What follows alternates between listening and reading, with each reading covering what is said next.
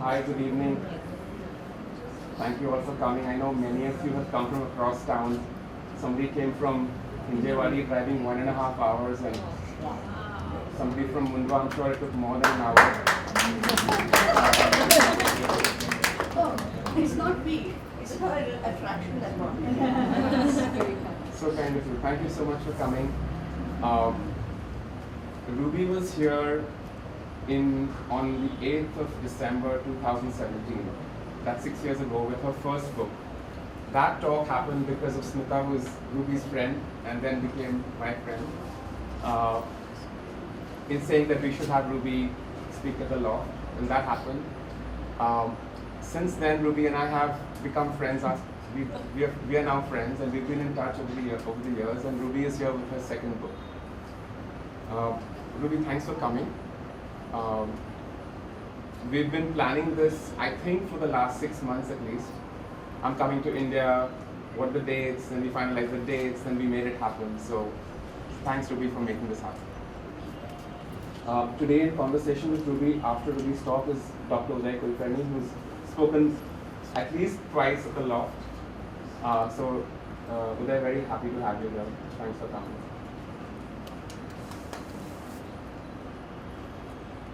Ruby Lal. Los Angeles Times finalist and Emory professor, Ruby Lal is the author of Empress, The Astonishing Reign of Noor Jahan, published in 2018, which won the Georgia Author of the Year Award in Biography and was a finalist in history for the LA Times Book Prize. Among the top 10 pick of the Time magazine, the Telegraph, and the Prospect magazine in London, Empress has been lauded by the New Yorker, the Guardian, the New York Times, the BBC, the Indian Express, Business Standard, and numerous other national and international journals, magazines, and newspapers. Lal has received numerous fellowships, among them from the Swedish Collegium for Advanced Studies at Uppsala in Sweden, and as visiting public humanities fellow at the Jackman Humanities Institute at the University of Toronto, where she completed her latest biography, the one she's going to be talking about today, Vagabond Princess, the Great Adventures of Gulbadan, which is coming out in February. Ruby, thanks for being here. I'll briefly introduce Dr. Kulkarni. Dr. Uday Kulkarni is a surgeon. Is a surgeon commander retired from the Indian Navy and an alumnus of the Armed Forces Medical College here in Pune. He has written several critically acclaimed books on Maratha history, 4 of which have been translated into Marathi. He has been awarded the Shiv Smriti Puraskar of the Shri Shivaji Raigad Mandal and the Abba Sahib Mazumdar Puraskar, and is a fellow of the Royal Asiatic Society of Great Britain and Ireland. So thanks for being here.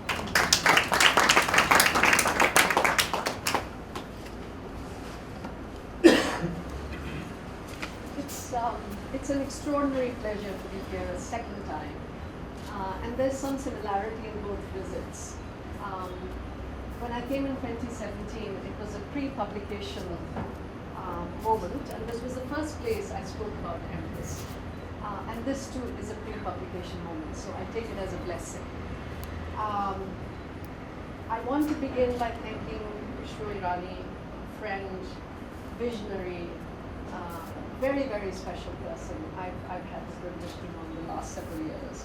But I just think that the space that he's created, the community that he's built is really exemplary. And of course, I'm grateful to my friend Smita Murthy for this introduction and for a new home. I mean, I think of Pune as my home now, although it's only 2 visits, but it's not really the quantity, but the quality of exchange and being. And then, of course, Dr. Uday Kulkarni, who I had the pleasure of meeting the first time. We had very intense historical conversations, and I'm very excited that he agreed to do a Q&A. I'm very grateful to all of you for coming. I know that traffic is immensely hard, and I know you have better things to do on a lovely December night than be here. So I hope this won't be a disappointment. But what I'm going to do is, I thought I'll share with you some of the journeys that I've done in in my intellectual biography, books I've written, what the challenges have been, because those challenges have been very deeply linked with the kind of work I do. So there'll be a lot. I'll begin with something of a sum up, but try to make it entertaining, because I think a story form is the best form in some ways. And then I'll take you step by step.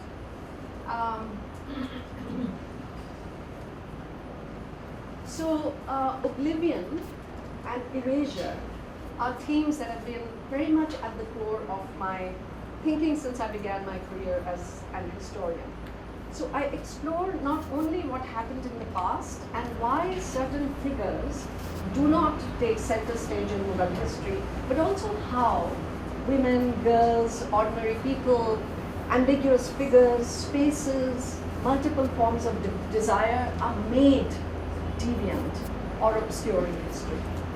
The fact is that scholars, the fact is that scholars are largely complicit in how history is designed, presented, made available, and preserved. So in my first book, so these last two books, the one on Noor Jahan and now on Gulbadan, I made a very different turn in thinking history and writing history, a narrative form, much more storytelling. So the form is very, very different, but I have written other books on Mughal history that are very much in the academic form, that is deeply ossified and highly in conversation with other scholars. But I want to just take you through a little bit of a sum up of what those books were about and how all of these in some senses are interlinked. So in my first book, Domesticity and Power in the Early Mughal World, in which I actually opened up this whole idea of the harem, the Mughal harem, and how it was very deeply linked and integral to the making of the empire. This was my PhD, and as part of doing this PhD, I had to find some sources, and there were these amazing sources, and the most central key sources as part of that thinking, the PhD, was Gulbadan Banu Begum's Ahwal-e Humayun Badshah, about who you're going to hear more. But when I began my doctoral research, so the manuscript of Gulbadan is housed in the British Library. It still is there. So when I began my doctoral research in Oxford, a leading Mughal scholar, a male, asked me, how are you going to write this history? There are no sources for it. Now this is a question that generations of feminist scholars have been asked. Domesticity and Power, which was my dissertation and then became my first book, garnered praise for interrupting the so-called lack of sources. Nevertheless, the lack reappeared when I wrote my second book on the girl child in India. And it reappeared yet again when I did a biography of as public a figure as Noor Jahan, the only woman co-sovereign of the Mughal Empire, and the subject of my third book, but my first biography, Empress, the Astonishing Reign of Noor Jahan. So there is abundance of sources on her life and reign. So the question was asked with a slightly more nuance by another Mughal scholar, another male, who said to me, but doesn't Noor Jahan appear only in representation? What is not representation, I asked. So I summed this up to share with you that over the years I've thought about this kind of historiographical challenge to my thinking and writing. There are no sources, isn't this representation? Both of them, I believe, are underpinned by a fundamental male belief in the veracity of feminine experiences and the possibility of women's thinking. These objections symbolize the obstacles that are critical, right? Critical in the ways in which all oppositional histories face these kinds of questions. And by oppositional histories, I mean those histories that are challenging history with a capital H and supposedly grounded in the authentic archive that is the state and official records. So who decides what is history? Who decides what counts as source? Who decides what is memorable and deserving of the name archive? How does a source become official or marginal? And how have the most important Mughal sources been preserved and made available to us? Surely these procedures are very critical to the way in which a source is archived, that is made into a source and read. And so I will add actually that the availability of sources does not automatically guarantee their use in writing histories.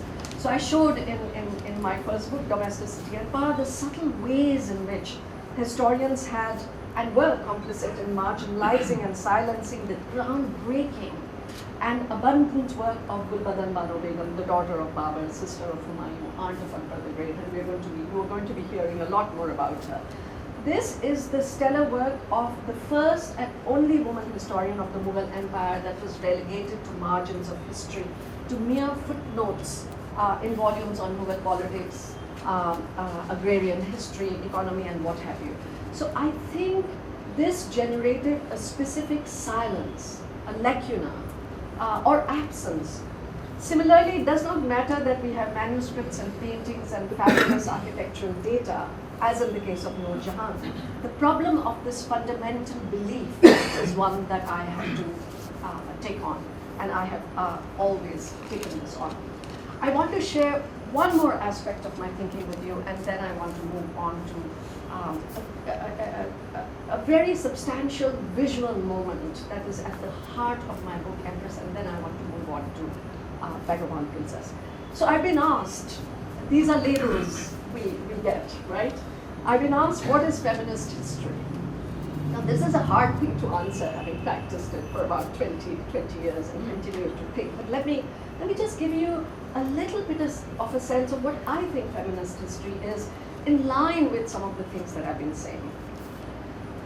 Books and chronicles from centuries past are precious gifts. Holding on to their words, we delve into the beauties and torments of human history. That is feminist history.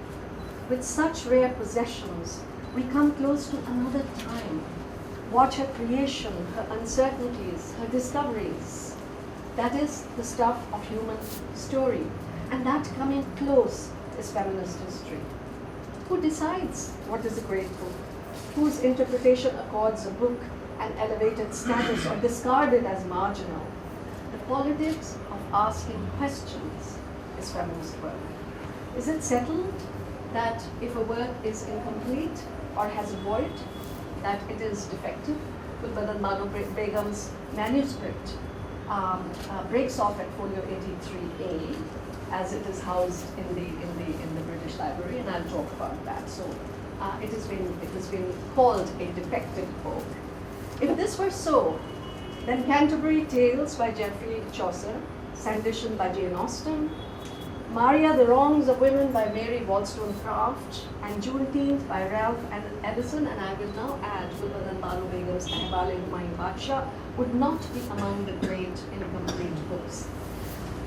So having said that, let me begin with a key visual image from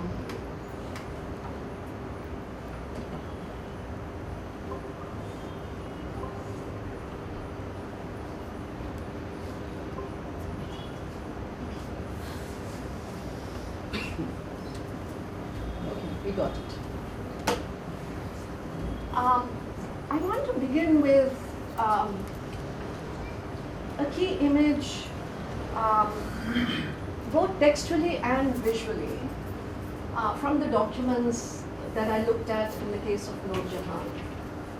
And the textual, any number of textual stories were about Noor Jahan hunting.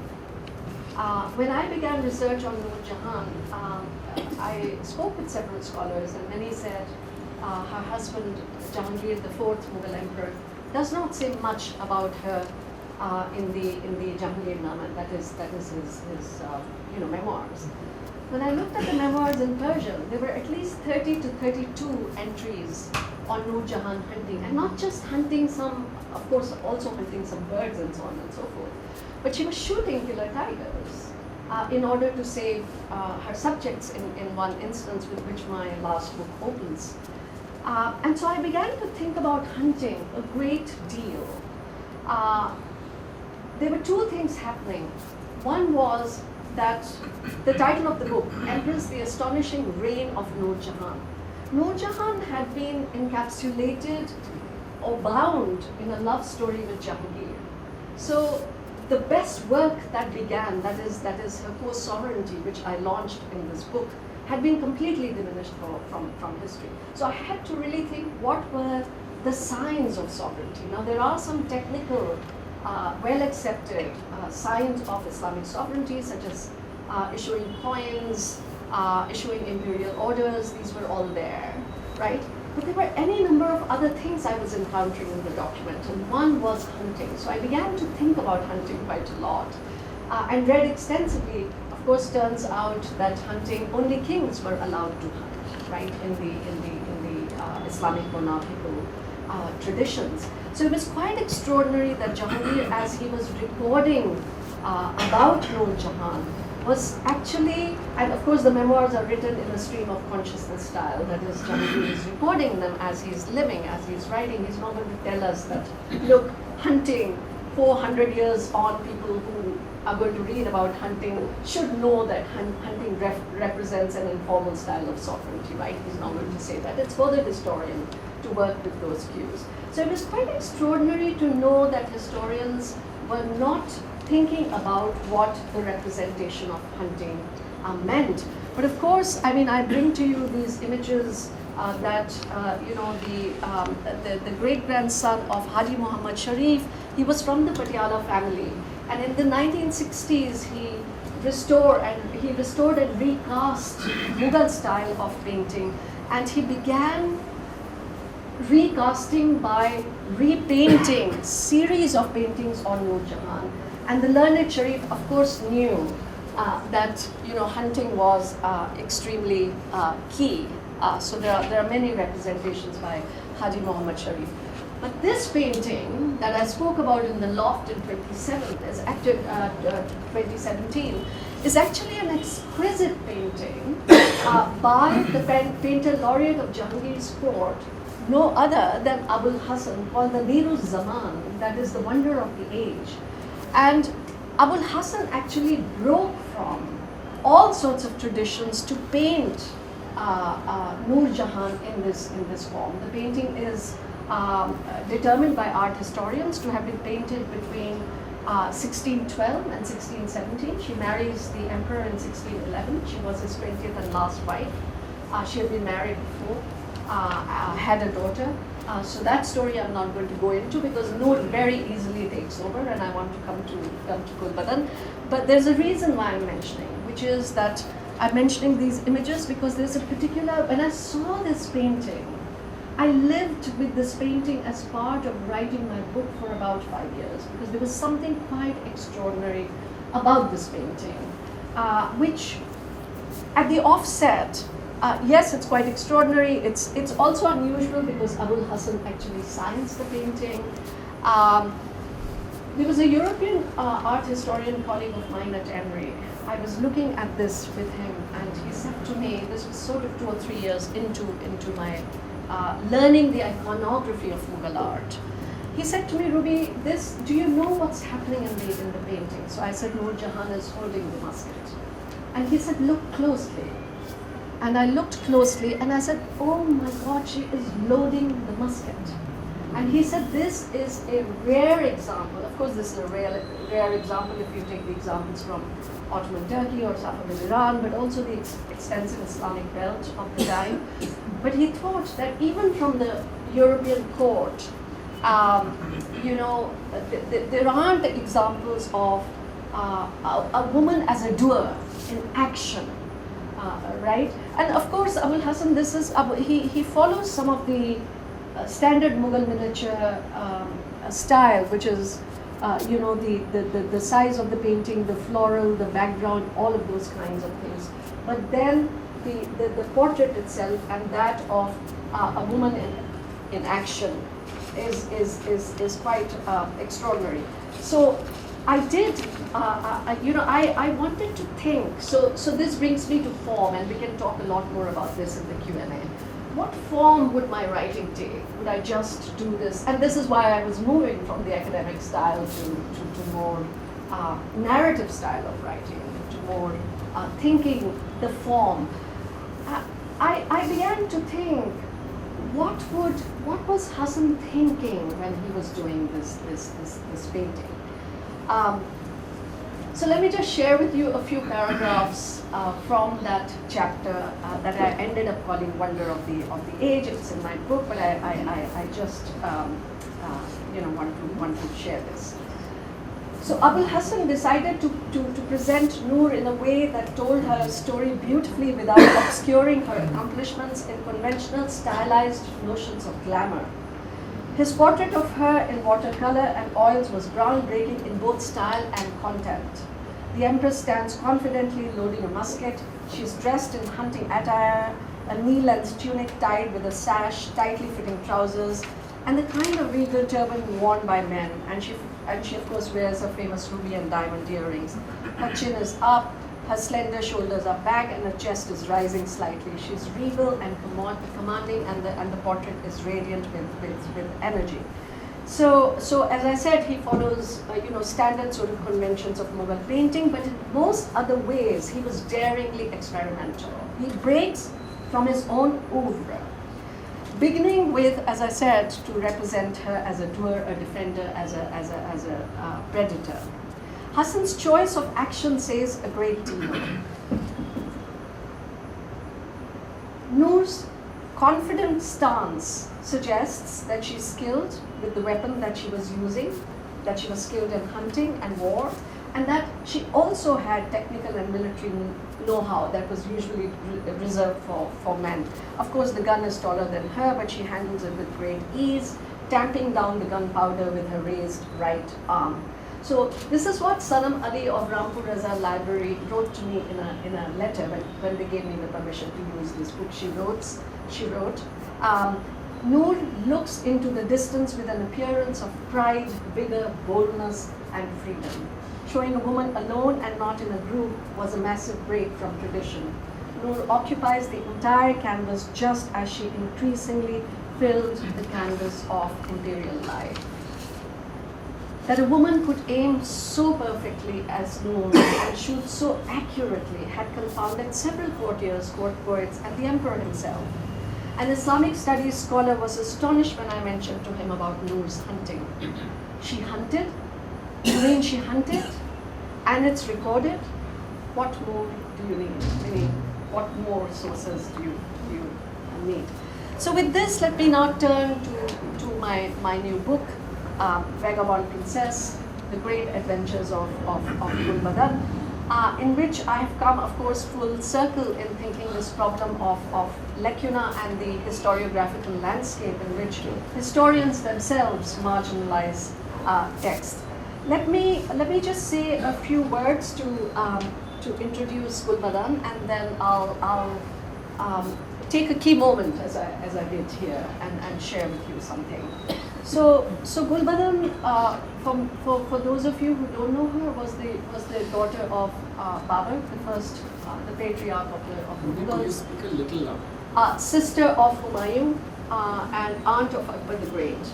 The important thing about Gulbadan is that she was an itinerant woman, and the dynasty was itinerant. They were always in move. She was born in Kabul, in a mud citadel called Bala Hisar, and she was the first girl to come in the first karma to India after her father's early conquest in Delhi and parts of Agra. She went back and forward between Kabul and Hindustan, Lahore, parts of Sindh, and then returned to India. When she came back to India, of course, a lot had happened, and Akbar the Great, we call him Akbar the Great, but Akbar, her nephew, had by this time installed the first red sandstone imperial harem in Udaipur Sikri. And this was, of course, part of his imperial designs,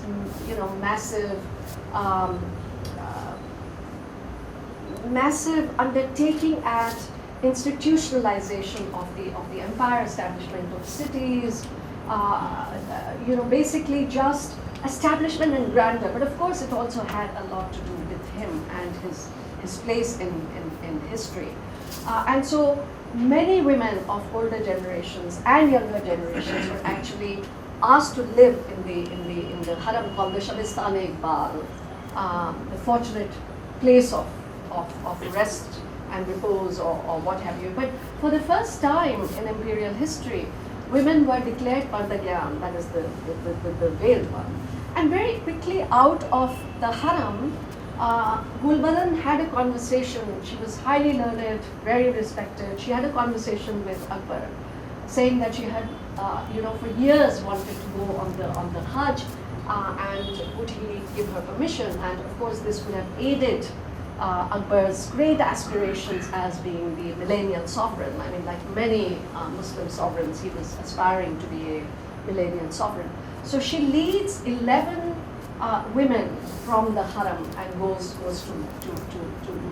Western Arabia, to the Hijaz, and to Makkah and Medina in 1577. Now, this much I had established in my first book, and that book ends with her leading the Hajj, this all-women cluster Hajj, a group of women. So when I got on the road, so to speak, with Noor Jahan, there's a moment very early on in the book in which Gulbadan is leaving from Fatehpur Sikri, and baby Noor, at that time baby Noor, was born outside Kandahar in Afghanistan as her parents were leaving Persia. They are coming to Fatehpur Sikri. So the people who had read this book got very fascinated by Gulbadan, and one after another people started asking me about Gulbadan. And so I thought to myself, it was time to turn to a biography of Gulbadan. But they were, as I began to think about it, it was not, I've never thought, so this is another question we can talk about.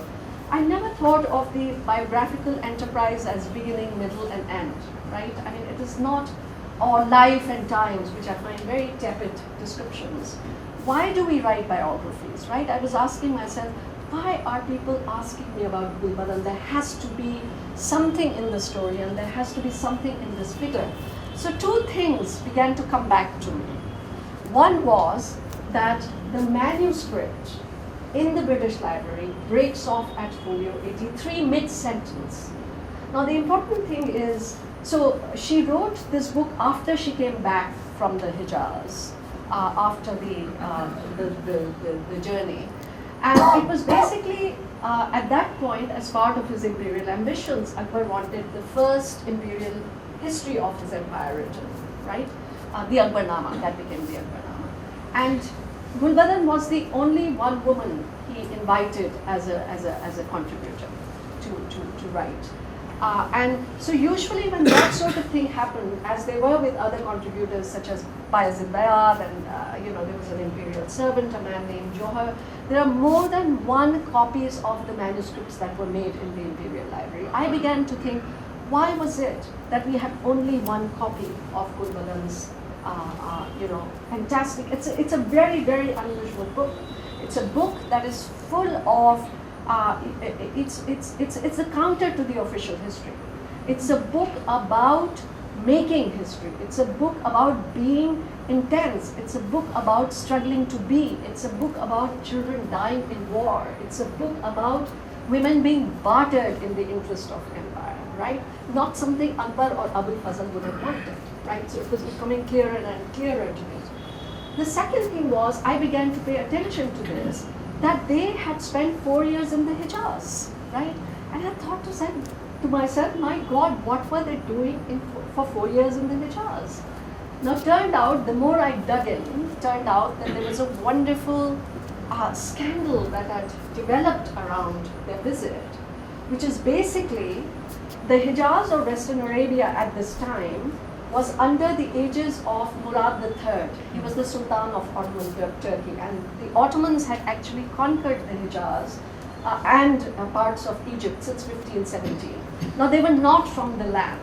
And one of the very major ways in which they established their legitimacy in the Hijaz as rulers were by being what they call themselves as the servitors of the populations of the Hijaz. That is, they were responsible both for pilgrims as well as local residents or Bedouins or what have you.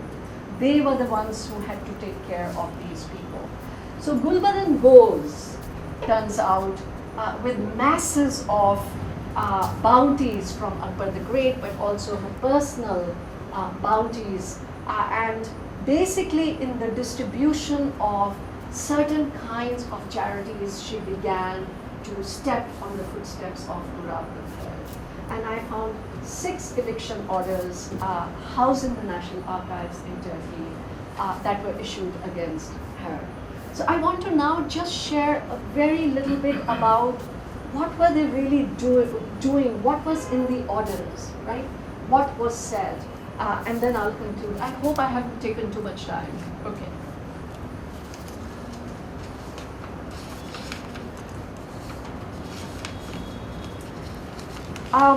There are 3 words in those orders that I want you to remember, and I'm going to come back to them. One is called sadaqat, one is called mujabbir, and one is called nameshru. So sadaqat and mujabbir we know from Farsi and Urdu and so on. Nameshru is Ottoman Turkish word, and these orders were in Ottoman Turkish. So I read these with the help of my Ottoman history colleagues. And the word nameshru actually comes in the 5th and 6th order, the last order. So there's a very interesting story happening here. Now I'm going to read you very small selections from the 12th chapter of Vagabond Princess, just to give you a flavor of what was happening. I mean, there were several things I had to do, you know, in the biography. I had to think, what did pilgrimage exactly look like in those days? Our senses of the pilgrimage is very 19th century, so Richard Burton oriented and so on and so forth. So I read a fair bit of Ottoman Turkish sources to understand the nature of pilgrimage, the roads, the general environments, the kind of clothing, the kind of ceremonial rituals, so on and so forth. So I call this chapter "Send Them Back," and these are the words of Sultan Murad that are in the orders.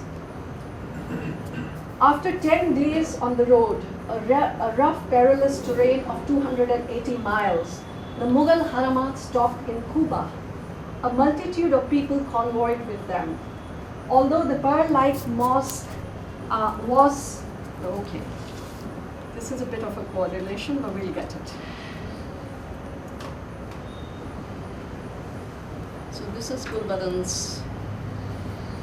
This is one of the first orders, and this is the mosque I'm talking about here. This is a glorious Kuba mosque, and at her time during her visit, this was in ruinous condition due to age. Gulbadan, her relatives, staffs, caravan folks, they had the chance to see this venerable site, which had a date palm in the courtyard that the Prophet had planted with his own hands. This was nothing short of viewing divinity. Hidden amidst the chief sites of Kuba were wells, gardens, mosques, and the edifices of the women of the Prophet. Across the street from the gardens of Iran, easily missed by the visitor, was the mosque of Aisha, Muhammad's favorite wife.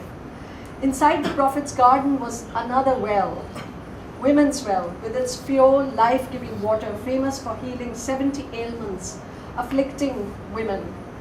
Obscured in the more renowned structures, these gardens and waters had their lore and history. Like the intrepid and resolute Fatima, the Prophet's daughter, they were imperceptibly present in the land.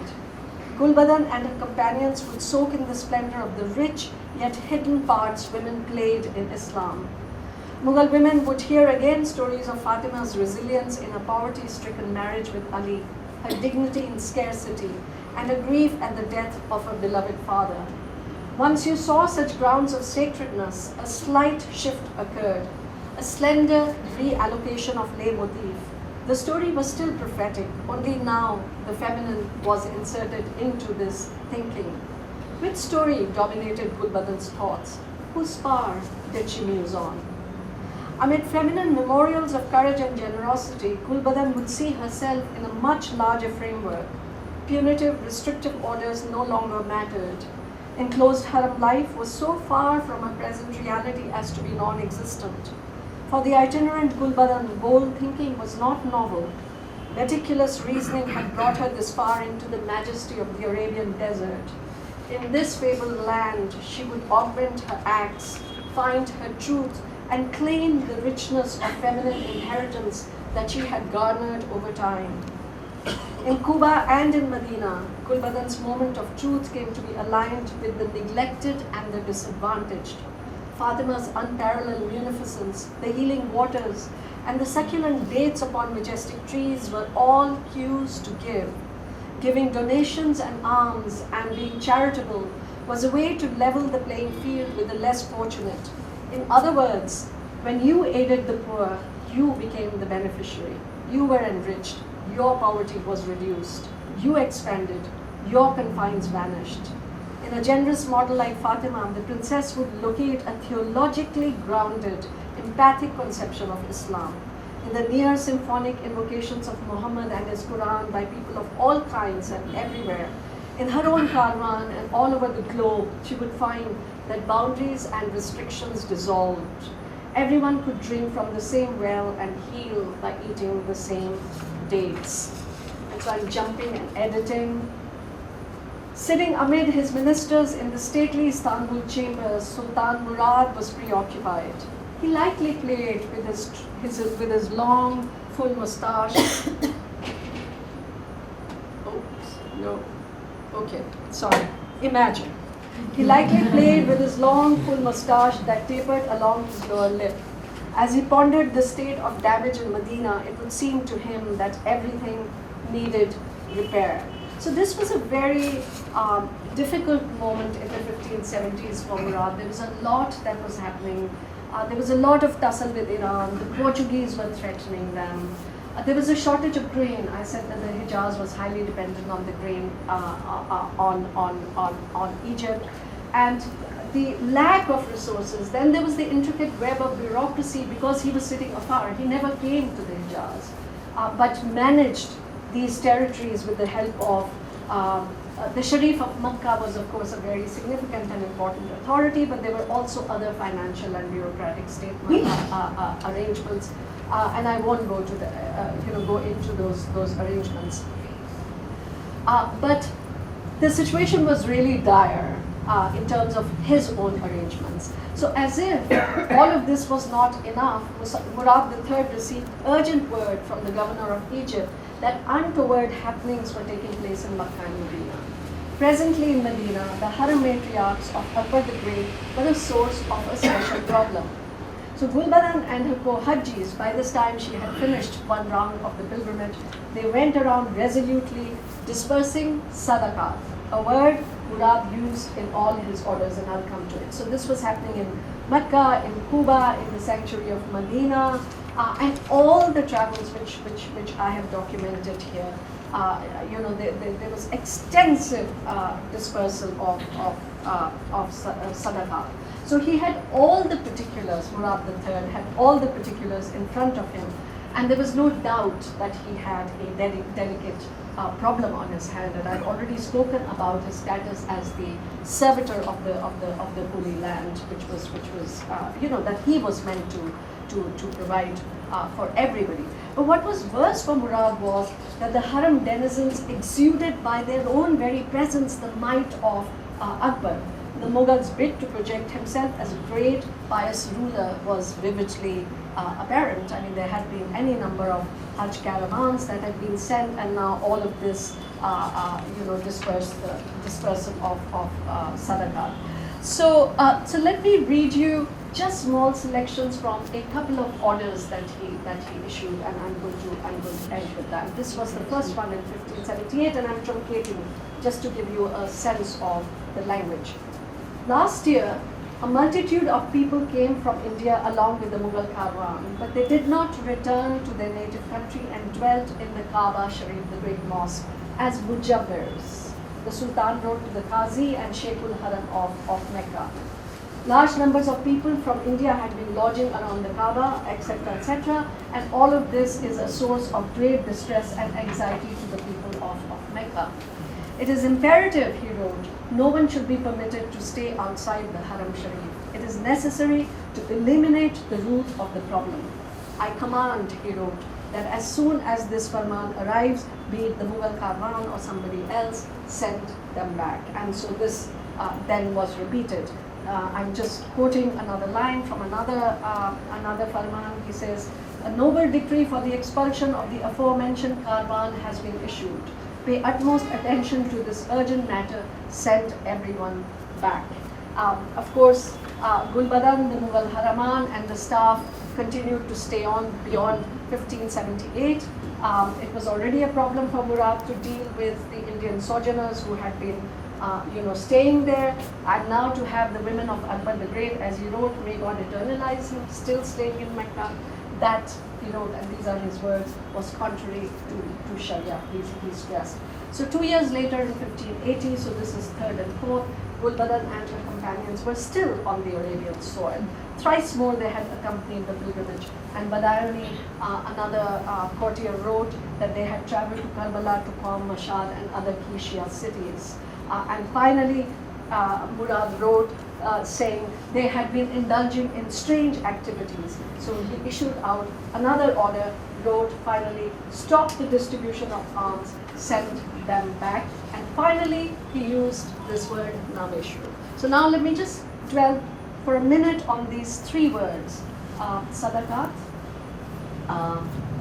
Nameshru, and Jabir, and I'm going to end with that, 5 minutes. So Murad's orders are extremely rich, and their language, as you can see, is soaked with meaning. In the 1990s, the great historian Anna Faruqi had actually used some of these farmans as part of, it was a very different project to study broader investigations on Mughal-Ottoman relations.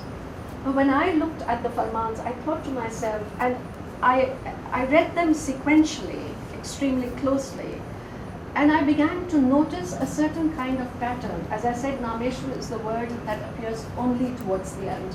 Two words appear again and again, and they've been very deeply folded into my book. One is, of course, Sadakat, and one is Nameshru. So, why was Sadakat used? Why did he hold that word till the very end? And that was an incredible clue for me. So let me just say a little bit about what is Sadakat. There's a lot, again, that's masked in this word, right? I mean, you could think that it means because, women are giving sadaqah, it could mean, abundance. So, ethical Judaic and Christian ideas are also folded into this kind of aspect of abundance, of giving. Sadaqah in Hebrew is a cognate word of Arabic sadaqah, and both share the root sad, which symbolizes a right, privilege, grant, or gift. In Hebrew, sadaqah exemplifies a moral sense, justice, or righteousness. And then the Hebrew word hesed exemplifies graciousness. It's also associated with hospitality and helping the needy. So along with zakat, which is compulsory giving, often in the form of tax, the legality of sadaqat was debated in theological literature for a long time. But of course, these boundaries blurred, and in the end, it was the individual's practice and the distinct choices and styles of adopting how to be benevolent. But at the heart of it, an astute donor always understood that the right of the poor was essential to any giving. So what I'm suggesting is that words carry very deep histories with them, and working through these have been a vital analytical move for me. What about Nameshru, right? It was an absolutely castigatory term. Just open it up for you. You could not casually saunter in the courtyard of the great mosque. You could not soil its surroundings with bad smells. If Murad's officers had to classify the alluring, sweet-smelling Meccan women who ostensibly disrupted spiritual concentration in the mosque, what else could it be but Nameshru? Even drinking coffee, considered an intoxicant by some and not appropriate in spiritual awakening, had been a problem in the past. So that also could have been classified as Nameshru. So any disruptive potential, if anyone or anything, was Nameshru. you surely could not step on the covering of the Kaaba. And so almsgiving, an act of utmost value of being in Muslim life, was closely monitored for the reasons that I've explained. And Ottomans were, of course, severe about this term, a term that Gulbadan and royal women eventually, faced.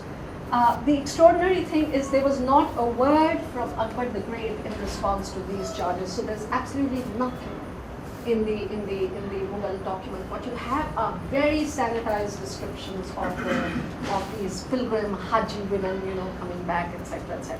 Okay, I can talk more about that. And finally, Mujabbir, which also is why I chose the title. I pondered at length on this word. This was a word not only in the Farmans of Murad III. It was also when I began thinking how to imagine 4 years in Arabia and the women living insouciantly, if you will. I had to think of a landscape. I had to think of models. And when I began to read the Arabian texts and the Ottoman Turkish texts, there's a whole tradition of mujabbirs, people who spend sojourners, people who spend extended, both men and women, extended period in these landscapes, just also doing the pilgrimage, but at the same time just being and living in the raw, if you will, right? Understanding architecture, learning about hadith in the great theological schools. Zubaydah, the great queen of the Caliph, the Abbasid Caliph, she became so obsessed with the land and then realized that water was a very big problem. So she built some of the best waterways in the Hijaz. So we are talking about the 11th century. And there's a lot of other extraordinary women. So I pondered at length about this word mujabbir, which was used, of course, in the orders as well, and in the history. So what is mujabbir? Very quickly. It comes from the Arabic word jawara, which literally means to be a neighbor or to stay in the vicinity of someone or something. It's frequently used as an adjective in Persian and Arabic, and it means adjacent or neighboring. Used as a noun since the early Islamic era, it means someone who seeks residence in or near a holy place like a shrine, etc.